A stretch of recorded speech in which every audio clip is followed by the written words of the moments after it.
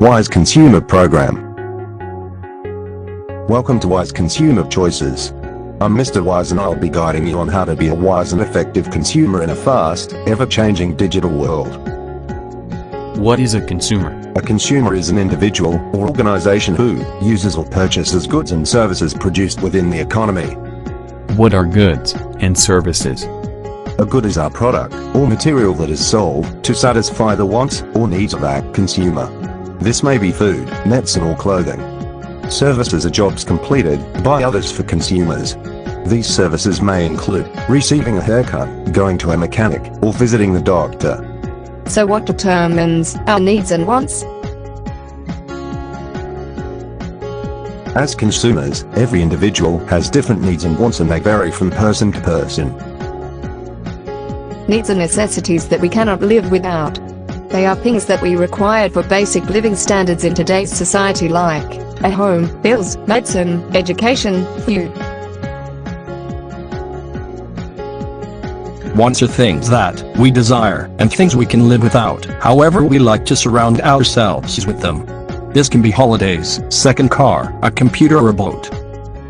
Sometimes our needs and wants can change because you might get a different job, new friends, you might get sick or move to another country. All these can affect your consumer decisions. So how do we make decisions as consumers? As consumers, our decision process can be persuaded by internal and external factors. These factors can be finances, gender, health, age, location and occupation. Today in our fast-paced world, our wants are quickly being replaced, constantly evolving and expanding. What you might want today is not what you will want in the future. So where do we go to get our needs and wants? Today's marketplace is full of choices. This makes the consumer decision process increasingly difficult. Deciding where to buy can be frustrating because of the vast range of retail choices. Some of these outlets are General stores, category killers, discount stores, shopping centres and online stores. A popular type of shop in Australia are discount stores. Discount stores offer a large variety of products and at a very low price. This is due to their efficient distribution methods that they use and cheap materials. Some examples of discount stores are Kmart, The Regent Shop and Hot Dollar. So all these consumer choices are great, right? So to make wise consumer choice, consumers need to use systematic buying strategies to make effective purchases. A way to do this is comparison shopping. Consumers who use this method of shopping are well-informed, able to research and evaluate the benefits and options available and check the store's policies and warranty. So, we Australians are good consumers. Well, statistics show an increase of 60% in the amount of returns and complaints from Australian consumers. This fact shows consumers are buying on impulse.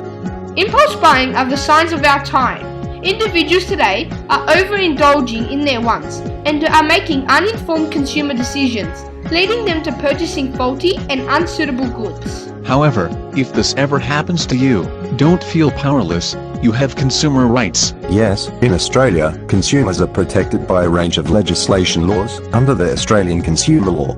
Oh, so if I buy a game from EB Games and the game isn't as good as I thought, I can return it? No, that's just changing your mind. The Trade Practices Act states that when purchasing goods and services, consumers are entitled to a redress or a full refund if the product is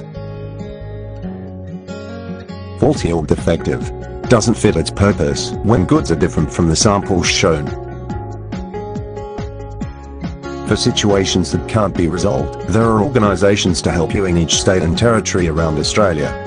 One of these organisations is the Department of Fair Trading, takes care of the rights of consumers. They also advise businesses and traders on fair and ethical practices to achieve fairness for all people. Another issue consumers need to watch out for are scams. Scams are schemes that are designed to deceive consumers out of their money and seize their personal and bank details.